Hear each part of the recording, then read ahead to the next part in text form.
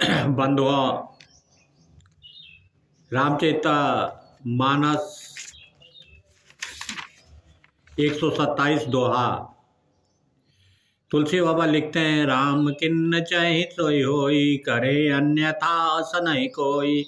शंभु बचन मुनि मन नहीं भाए, सब बिरंच के लोक सिधाए। ये समय बलवान होता है। तुलसी बाबा बताते हैं कि समय जो करता है वही होता है, पर ये उपदेश देने के बाद भी कोई समझता नहीं। नारद जी को भी अच्छा नहीं लग रहा है। हमेशा वैराग्य रूपी बात किसी को अच्छी नहीं लगती, संसारिक रूपी बात अच्छी लगती है। जिसमें इंद्रियों का बखान हो वो सबको भाता है, और जहाँ इंद्रियों का वैराग्य होता है वहाँ किसी को नहीं भाता। नारद जी को भी अच्छा नहीं लगा और वो चल दिए।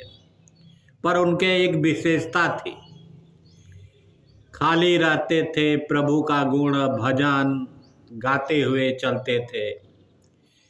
भजन में भी जन का जहाँ भाव है उसी को भजन कहा जाता है। माने जो जन के कल्याण के लिए कार्य किया गया उसी को भजन कहा जाता है। यही नारद जी करते थे। और वेद का मतलब होता है ज्ञान। नारद जी हमेशा ज्ञान विज्ञान के चक्कर में रहते थे और भ्रमण करते रहते थे, चलते रहते थे। हमारा जन्म भी चलने के लिए हुआ है। हम चलते रहेंगे तो कुछ ना कुछ मिलता ही रहेगा, चाहे संसारिक और चाहे आध्यात्मिक। अब देखिए तुलसी बाबा लिखते हैं, कामचरित नारद सब भाषे, जदि प्रथम बरज शिवरा के। अति प्रचंड रघुपति के माया, यही न मोहस को जग जाया।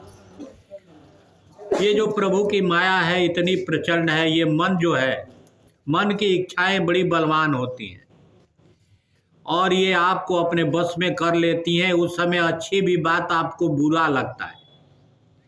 अगर पढ़ने वाले लड़के को आप कहें कि पढ़े तो उसको बड़ा बुरा लगता है। उस जमाने में भी नारद जी को बड़ा बुरा लगा, क्योंकि प्रभु उनको समझा रहे थे कि ये काम जो है, ये वासना है, बड़ी गंदी चीज है। इसके चक्कर में पड़ोगे तो जीवन भी जाएगा, शरीर भी जाएगा, पैसा भी जाएगा, धन दौलत सब बच जाएगा, पर तुम्हारी कामदेव की इच्छा पूर्ण नहीं होगी।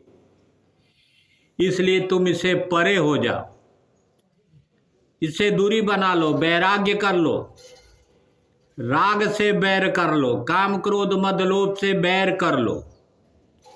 यही तुम्हारा जीवन है।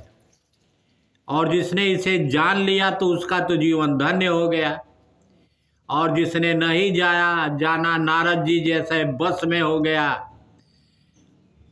पूरी कई जिंदगी अपनी नाश कर दिया। तो भैया ये काम वासना जो है आपका नाश करने के लिए है। इससे दूर होने की कोशिश करिए, क्योंकि तुलसी बाबा लिखते हैं, रुख बदन करि बचन मृदु, बोले श्री भगवान। तुम्हारे सुमरन ते मिटई, मोह मार मदमान। मोह, मद और मान यही आदमी के पतन का कारण है। भगवान बताते हैं कि काम क्रोध मद से दूर हो जाओ भैया, नहीं तो तुम्हारा सत्यानाश निश्चित है। और ये कलयुग वाले कोई किसी भी मद में, किसी भी घमंड में, किसी भी मान में, कोई माला पहना देता है तो छतिया फूल जाती है, बड़ा घमंड हो जाता है कि मैं तुमसे बड़ा हूँ, तुम मुझसे छोटे हो। और उसको पता नहीं कि शमशान घाट पर तुम भी बराबर हो, वो भी बराबर है। तो किसके लिए घमंड करते हो? यहाँ से लेकर जाओगे नहीं, जो मिला है छोड़ कर जाओगे। तो किसके लिए घमंड करते हो भैया?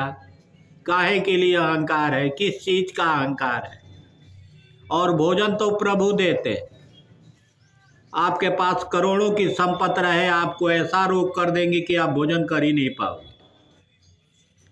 और आप गरीब आदमी हो, जो भी मिलेगा तुष्टिकरण से खाओगे, मजा आएगा, उसमें मिठास होगा। जो मजा झोपड़े में है वो मजा महलों में नहीं है। बोले श्री रामचंद्र शंकर जी भजो।